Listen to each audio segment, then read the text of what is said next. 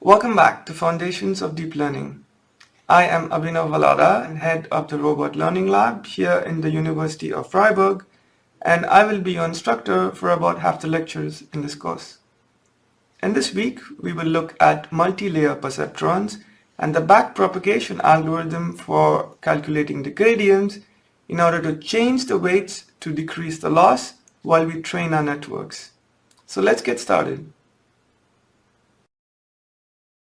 Here's first an outline, a bit more in detail. We will first recap multi-layer perceptrons from the last lecture really quick. Then we will recap the chain rule of calculus, which you should already be familiar with.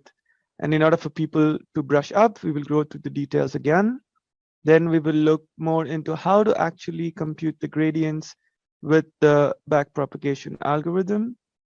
We will first look at it one data point at a time, and then we will transition into presenting the backpropagation algorithm in the matrix form. First, just for linear layer, and then we'll give the full matrix form for backpropagation.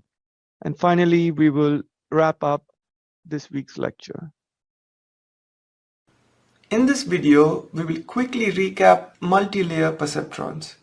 In particular, we will recall the formulations of activations for multiple layers. Let's get started. Recap of multi-layer perceptrons. So last week's lecture introduced multi-layer perceptrons. Here we have the information flow from the left to the right in the forward pass. We have some data that is coming in to the inputs, and it is then multiplied by all these weights here in the first layer. Then it goes to this first hidden layer. It is then multiplied by all the weights, and we go on to the next layer, so on and so forth, until we finally reach the output. Then we have some form of classification or regression based on the task, and this is the general information flow. So we also formalize this.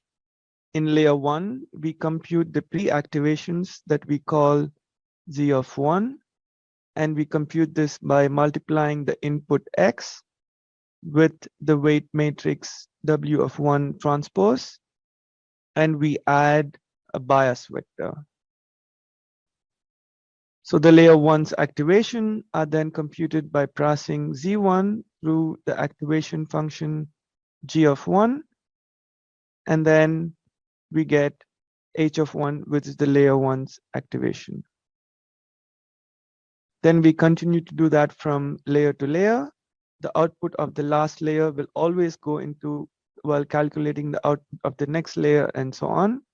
So in order to compute Z of I, we use the activation state of the layer H of I minus 1. Now we then combine this with the weights in the layer W of I, and we add the biases of the layer B of I. Again, we pass all of this to the activation G of I in order to compute the output activations of the layer H of I. So in the end, we have this big nested function. So this big nested function for the activation of a network with one hidden layer. So you have your inputs X. These are then combined with the weights for the first layer transposed, and you pass all of this through the activation G in the first layer. That gives you the output activations H of 1, and this then goes on to computing the activations for the second layer. So basically this thing here is H of 1. So this is then combined with the weights of the second layer, with the bias of the second layer, and this is again passed through a nonlinearity, and this gives us the overall function y of hat. Okay, so that brings us to the end of this video. I have two questions for you. What are typical examples of activation functions? What is the purpose of using nonlinear activations. Thank you, and I will see you in the next video.